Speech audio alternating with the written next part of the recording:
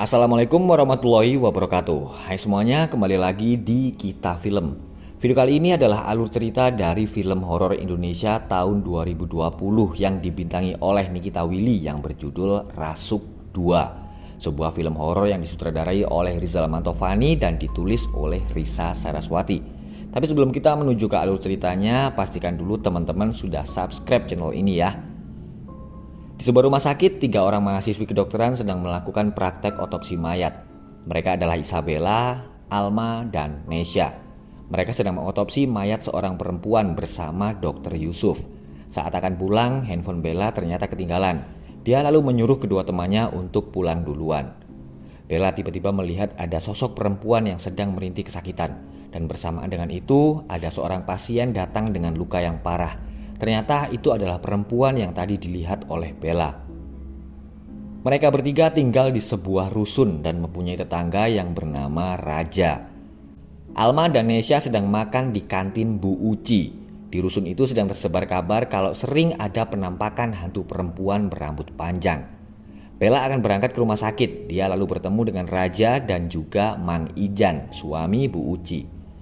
Di rumah sakit, Bella sedang menemui seorang psikiater. Bella menemuinya karena dia sering melihat hal-hal aneh. Dokter kemudian akan menambahkan beberapa jenis obat karena dia menganggap Bella mengalami halusinasi. Hari itu Bella sedang mendapatkan giliran jaga malam. Tiba-tiba dia mendengar ada suara perempuan dan ada rambut panjang masuk ke dalam loker. Malam itu Bella kembali akan melakukan otopsi bersama seorang ahli forensik. Mereka akan mengotopsi mayat seorang perempuan tanpa identitas. Perempuan dengan luka parah di perutnya yang tadi dilihat Bella. Bella lalu ketakutan saat melihat mayat perempuan itu membuka mulutnya. Bella segera minum obat. Tiba-tiba terdengar ada suara perempuan tertawa. Dan Bella ketakutan saat melihat ada hantu wanita yang berada di dalam loker. Keesokan harinya kakak perempuan Bella datang untuk melihat keadaan adiknya yang masih belum sadar. Dia bernama Ingrid. Alma dan Nesya merasa ada yang aneh dengan Bella. Alma berpikir kalau Bella mungkin mempunyai indera keenam dan bisa melihat hantu. Bella akhirnya sadar, tapi dia terkejut karena tangannya dalam keadaan terikat dan dikelilingi oleh banyak hantu, termasuk hantu perempuan yang berambut panjang. Ingrid bertanya kenapa Bella selama ini pergi ke psikiater. Bella lalu bercerita kepada kakaknya kalau dia sering melihat hantu lagi.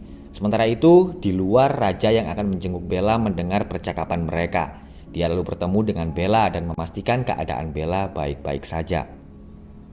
Bella terbangun karena mendengar ada suara perempuan memanggilnya. Bella sadar tapi dia mengalami hal yang mengerikan.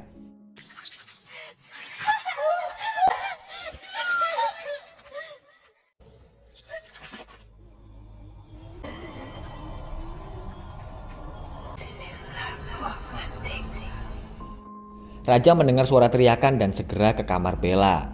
Dia melihat Bella sedang tidur dan keadaan kamar yang berantakan. Pelan-pelan dia mendekati Bella. Tiba-tiba Bella berteriak dan Raja terpental ke dinding. Raja ketakutan melihat Bella yang sedang kerasukan. Bella berkata kalau dia merasa kesakitan dan masih belum mau mati. Dia lalu menyerang Raja.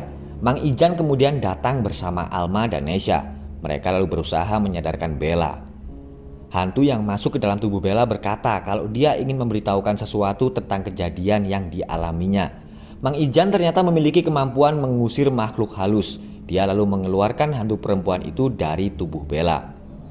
Besoknya Nesya melihat Raja masuk ke kamar Bella untuk mengantar makanan. Bella berkata kalau semalam dia hanya ingat kalau dia melihat seorang perempuan berambut panjang dengan luka di perutnya.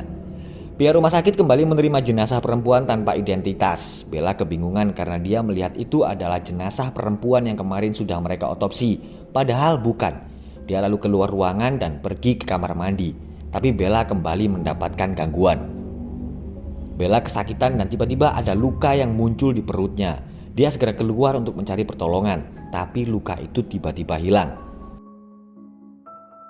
Saat sedang berolahraga, Bella merasa kalau ada yang mengikutinya. Dia lalu terkejut saat melihat ada seorang perempuan berbaju hitam yang sedang berdiri di depannya.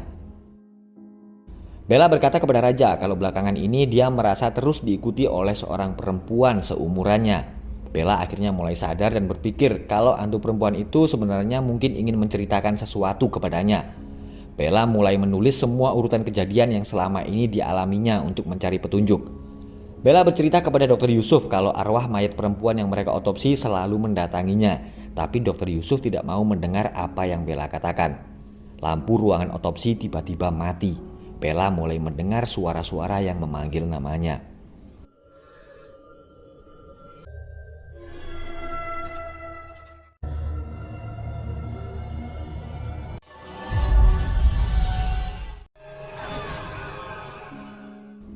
Bella mulai memeriksa data tentang hasil otopsi jenazah, tapi ada seorang perempuan yang tiba-tiba masuk ke dalam ruangan otopsi. Perempuan yang Bella lihat saat dia sedang berolahraga.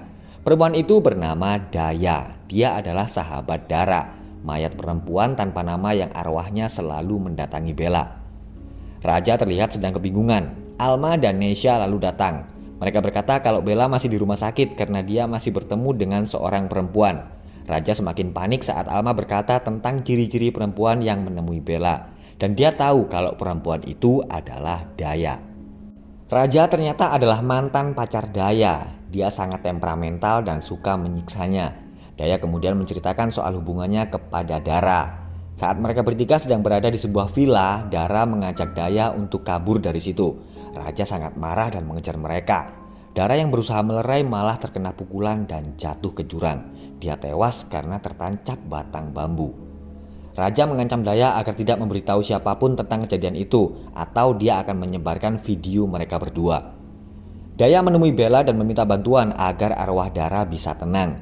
Raja tiba-tiba datang dan membawa Daya. Tapi ternyata yang dibonceng Raja bukan hanya Daya.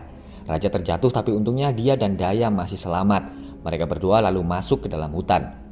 Bella ternyata mengikuti mereka. Raja mendorong Daya dan Daya pun akhirnya terjatuh dan pingsan.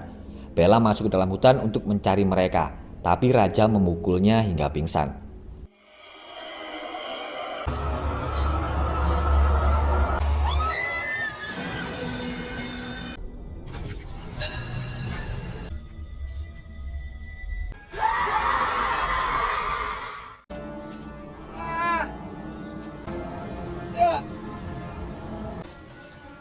Raja, matilah kau bersama dosa-dosa.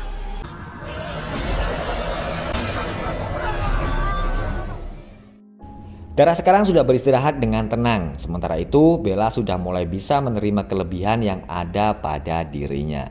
Nah, itulah tadi alur cerita film horor Indonesia yang berjudul Rasuk 2. Terima kasih sudah menonton dan sampai jumpa di video alur cerita film berikutnya. Tetap di Kita Film. Wassalamualaikum warahmatullahi wabarakatuh.